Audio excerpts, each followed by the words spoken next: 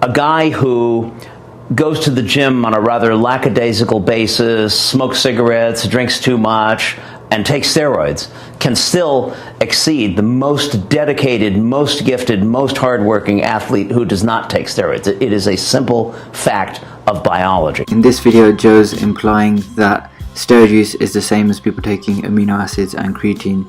Neither of them are comparable to steroids. In terms of, like, if you're going to be taking amino acids and creatine and all these different things that do give you some sort of a benefit, why not take the shit that gives you the hormone? Personally seen a number of cases in my clinic where steroid users have produced zero testosterone of their own when they come off, cycle off, and so they are now dependent on lifelong testosterone injection. People don't understand what you're saying. When you take anabolic steroids, your natural testosterone shuts down. A lot of times when people get off steroids, then they'll go to a doctor, their natural testosterone is shut down, and they'll go to a doctor to try to get hormone replacement therapy. Right. And so one of the reasons for having low levels is that you've put all this exogenous shit in there, and it's, you know, your whole body's all confused.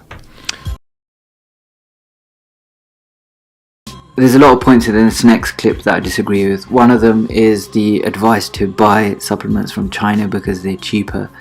And here we're talking about steroids, something that you're injecting into your body. The second point is that he says they're pretty much inert and not dangerous at all, when we know there are a number of sudden deaths and opiate addiction linked to steroid use. Lastly, he says that he takes them because he doesn't want it to be a frail, old, miserable man. However, that's a bit of a controversial statement, and frail, old, miserable men aren't that way because of lack of testosterone. Conversely, testosterone is linked with injuries and joint pain, as well as depression, addiction, opiate addiction, and aggression. I go to a hormone replacement therapist, and what they do is they look at your hormone levels, and they, first of all, they give you vitamins and adjust your nutrition. That's the first step. How often do you go? Every couple months. I get blood work done and then go in, have all my stuff checked. And once they adjust it as much as they can with nutrition, which can make a huge difference, especially eating shitty food. You'd be amazed at how much that lowers your testosterone, lowers your human growth hormone. Oh, really? Yeah, your shitty diet is incredibly bad. So, are you? Yeah. And then once he adjusts you enough with nutrients, then they give you very small levels of human growth hormone, testosterone, thyroid. I have hypothyroidism, so I was taking thyroid medication before this. And all it does is it basically brings your hormone levels up to a healthy man of like 25 to 30 years old. And I sort of adjusted along the way as I realized that I was getting older and then I wasn't recovering as fast and I was starting to get injured more. Then I started looking into it. And so for the past like 5-6 years, I've been doing it. Great. And you do it, like I said, as long as you're doing it with low levels and you're smart about it. Yeah, it's not cheap. Is it getting less expensive? No, not really. No. As it scales out, it's not. I mean, you can get some fucking shit from China that's not as. Yeah, I wouldn't fuck around with that shit. Can't get crazy with any of it. When you're doing it, it helps you. You feel better. You have more energy. You feel like you enjoy life more. You're happier. You know, it's so simple. It's like the reason why people are old and cranky is because they're tired as fuck. Okay, yeah. Their body stopped producing hormones, and that's not good. And they hate all ethnic groups. Is that the first thing that happens? Sure, you get cranky. Can't you just use a NuvaRing instead or something though? A what? Like it just seems a NuvaRing. What? No, but there is negative side effects to it, right? Well, look, there's not enough people doing it for them to have real studies. And steroids, and that combination has fed a numbing statistic. Their death rate was approximately 7 times greater than that age group in the general population.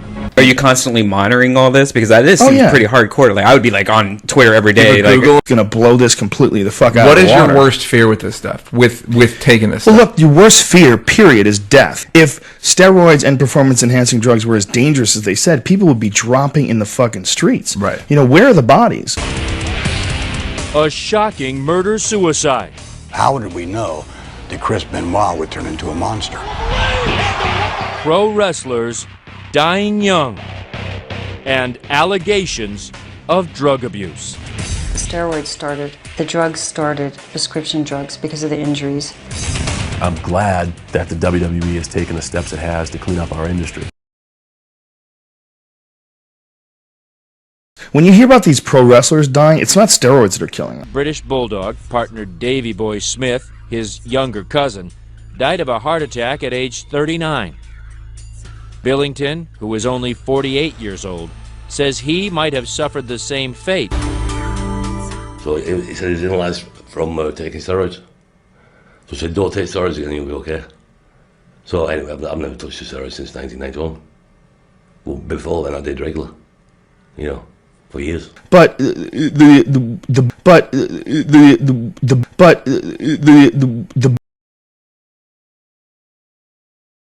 reason. The next series of clips show Joe Rogan when he's lost it. He was on testosterone at this time because he's admitted for taking it for the last 13 years. The aggression could be linked to steroid use. Nonetheless, it's not what you would expect to see from a TV presenter or a commentator, and anybody else doing the same might lose their job. Oh my God! 90% of guys who take steroids have very few behavioral effects, but a minority, a small minority of guys have severe behavioral effects. It is not purely explainable on the basis of your personality or your environment. Joe could use his position of power to educate people in body image rather than getting them to beef up in old age. Maybe try to change the paradigm and look at how physiques and how health and the image of health has changed and how that's unrealistic and potentially harmful. And he adds, popular culture continually tells men to get bigger and stronger. Here, for example, is G.I. Joe as he appeared in 1982. This is the G.I. Joe grunt. By 1997, the G.I. Joe grunt has become the G.I. Joe Extreme, with biceps that are almost as big as his stomach. On that point, gym owner C.J. Murphy agrees. When people choose to use steroids, they're taking their cues from society at large. A fan of Joe's, but he needs to be more responsible with the information that he's giving out because of the potential impact it could have on young people's lives. Comments that he's made aren't harmless when you consider that people adhere to his advice, listen to his podcast, trust and respect him, and young people who are the most likely to try something related to low self-esteem like testosterone would potentially suffer some of the consequences illustrated in the video.